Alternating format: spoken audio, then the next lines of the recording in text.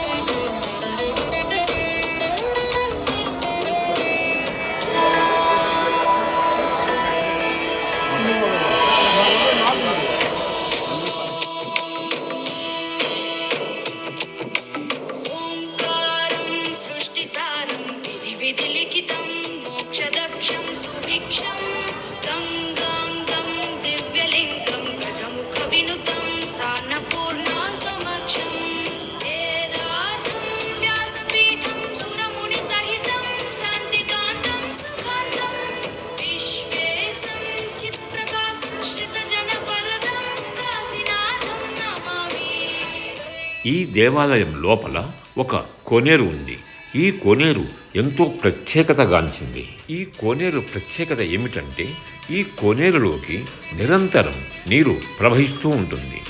ఇంకా చెప్పాలంటే మనకి తెలుసు సహజంగా నీరు చలికాలంలో చల్లగా, ఎండాకాలంలో వేడిగా ఉంటుంది. కానీ ఇక్కడ చలికాలంలో ఈ నీరు వెచ్చగా ఉంటుంది, ఎండాకాలంలో చల్లగా ఉంటుంది.